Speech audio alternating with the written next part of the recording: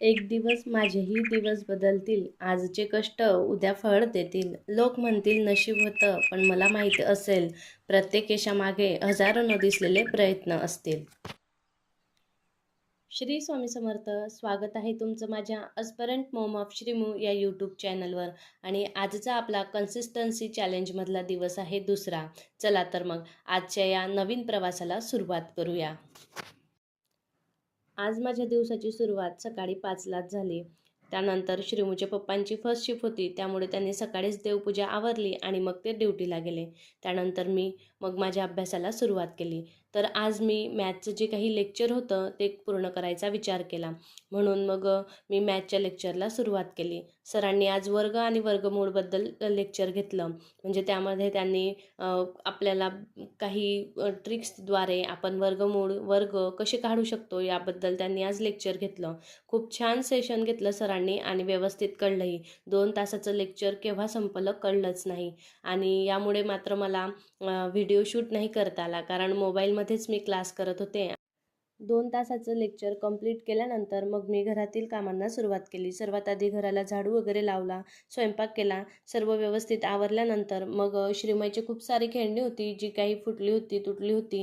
म्हटलं चला आधी ते आवरून घेऊ. ती एक-एक करून सर्व बाजूला काढून घेतली, खराब झालेली खेळणी, आणि चांगली खेळणी मोठ्या खोक्यामध्ये भरून बाजूला ठेवून घेतली. अशा प्रकारे माझे कामं चालू होते. सकाळी ठरवलेल्या वेळामध्ये अभ्यास झाला ना, तर खरंच खूप फ्रेश वाटतं आणि मनाला एक वेगळीच शांतता मिळते.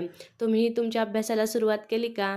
नसेल केली तर आत्ताच करा. आणि काही अडचण आल्यास मला नक्की कमेंट करा. मला जेवढं नॉलेज आहे त्या परीने मी तुम्हाला हेल्प करण्याचा नक्की प्रयत्न करेल.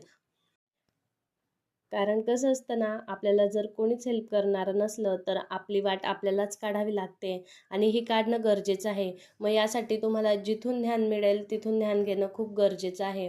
आपण आपलं जे काही स्वप्न आहे ते पूर्ण केलंच पाहिजे. त्यासाठी रोज थोडा थोडा प्रयत्न केलाच पाहिजे. आज अडचण आली, उद्या पण अडचण येणारच आहे. त्यासाठी आज आपण मागे नाही हटायचं. म्हणजे आज जेवढा वेळ मिळेल ना त्या वेळेचा आपण उपयोग केला पाहिजे. अर्धा तास मिळाला ना तरी त्या अर्ध्या तासाचा आपण वापर केला पाहिजे.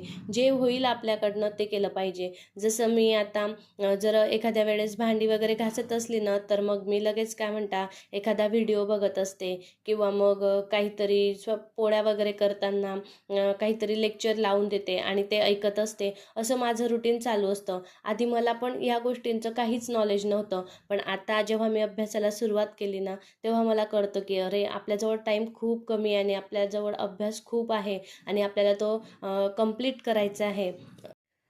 म्हणून तुम्ही अजूनही अभ्यासाला सुरुवात केली नसेल तर उठा, पटकन उठा आणि आपल्या अभ्यासाला सुरुवात करा.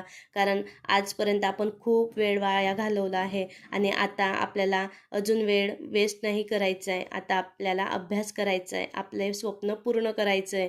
कारण आपणही काहीतरी स्वप्न पाहिलेलं आहे. आपल्या स्वतःबद्दल काहीतरी इच्छा आहेत. एखाद्या काहीतरी आपल्याला स्वतःला एखाद्या पोस्टवर बघायचं आहे आणि ते पोस्टवर फक्त स्वप्नामध्ये बघून किंवा विचार करून पूर्ण नाही होणार. त्यासाठी आपल्याला काहीतरी ॲक्शन घ्यावी लागणार आहे, काहीतरी करावं लागणार आहे. तर त्यासाठी आत्ताच तुम्ही तयारी करणं खूप गरजेचं आहे. आता थोडे दिवस तुम्हाला त्रास होईल, खूप थकवा जाणवेल, चिडचिड होईल. तुम्हाला असं वाटेल मी माझ्या बाळाकडे दुर्लक्ष करते, माझ्या घराकडे दुर्लक्ष करते. पण ह्या सर्व गोष्टी ना तुम्ही चांगल्यासाठीच करताय एवढं लक्षात घ्या. उद्या उठून तुम्ही जेव्हा सक्सेस होणार ना आणि तुमचं बाळ तुमच्याकडे बघेल, तेव्हा तुम्हाला एक वेगळाच आनंद होईल की मी जे काही केलं आज त्याचं फळ मला मिळालं. काहीतरी मी सार्थक केलं माझ्या जीवनाचं. एक तो वेगळाच आनंद असेल. तो दिवस आठवा आणि आजच्या दिवसापासून तुम्ही सुरुवात करा. आणि तुम्हाला कुठल्याही गोष्टीबद्दल हेल्प हवी असेल तर मला नक्की कमेंट करून विचारा. मी तुम्हाला नक्की मदत करेल. अशा प्रकारे माझं दुपारचं सर्व काम वगैरे आवरल्यानंतर मी बरोबर 2 वाजेला माझ्या दुपारच्या स्टडी स्लॉटला बसले. आता मी पॉलिटीचा अभ्यास करत होते. याच्यामध्ये मी यामध्ये मूलभूत हक्क हे चॅप्टर अभ्यासायला मी सुरुवात केली. याच्यात त्याचे महत्त्व, वैशिष्ट्य, त्याच्यानंतरून आपल्याला कोणते कोणते हक्क दिलेले आहेत आणि ते हक्क कोणत्या कलमांमध्ये येतात, किती नंबरचे ते कलम आहेत, अशा सर्व कलमांविषयी माहिती या चॅप्टरमध्ये दिलेली आहे. आणि अशा प्रकारे मग मी तो अभ्यास करत होते. ते चॅप्टर भरपूर मोठं होतं आणि मी मग अभ्यास करत होते. तिथपर्यंत संध्याकाळी श्रीमूचे पप्पा आले आणि ते मला म्हटले, चल आपण बाहेर जाऊया. आणि मग मला माझा अभ्यास थांबवावा लागला आणि मग आम्ही बाहेर गेलो. जाताना आम्हाला खूप मोठी नदी लागली. त्या नदीला खूप पाणी आलेलं होतं आणि पूर्ण दोघी साईडने एकदम वाहत होती ती नदी आणि खूप छान असं वातावरण होतं. तुम्हाला माहिती आहे का ही नदी कोणती आहे? जर माहिती असेल तर कमेंट करून मला या नदीचं नाव नक्की सांगा. आणि अशा प्रकारे आम्ही मार्केटला पोचलो. आम्ही आलो होतो गहू घ्यायला, कारण घरामध्ये गहू संपले होते. आणि मग श्रीमयीचे पप्पा म्हटले, चल पाऊस नाही आहे तोपर्यंत आपण गहू घेऊन येऊ.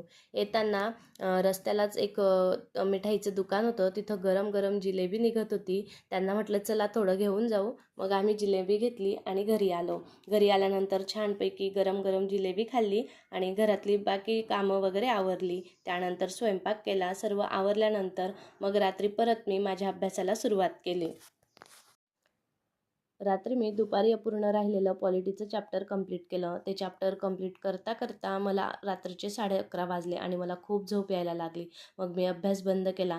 आज माझा चॅलेंजचा दुसरा दिवस होता आणि मी आज 4.5 ते 5 तास अभ्यास केला होता. आज मनाला खूप आनंद होत होता. माझे काही सब्जेक्टचे टार्गेट कंप्लीट झाले नसले तरी 2 सब्जेक्टचा अभ्यास मी खूप छान केला होता आणि याचा आज मला खूप आनंद होत होता. जर तुम्ही हाऊसवाईफ असून सरकारी नोकरीचं स्वप्न पाहत असाल तर या 21 दिवसांच्या प्रवासात माझ्यासोबत राहण्यासाठी माझ्या चॅनलला सबस्क्राईब नक्की करा. आजचा हा व्हिडिओ आवडला असेल तर लाईक करा. कमेंटमध्ये तुम्हाला कोणतीही अडचण असेल अभ्यासाबद्दल तर मला नक्की विचारा. मी नक्की उत्तर देण्याचा प्रयत्न करेन आणि माझ्या या 21 दिवसांच्या प्रवासात असेच सोबत राहा. चला तर मग पुन्हा भेटूया उद्याच्या नवीन ब्लॉगमध्ये. तोपर्यंत काळजी घ्या, अभ्यास करा आणि स्वप्न बघत राहा.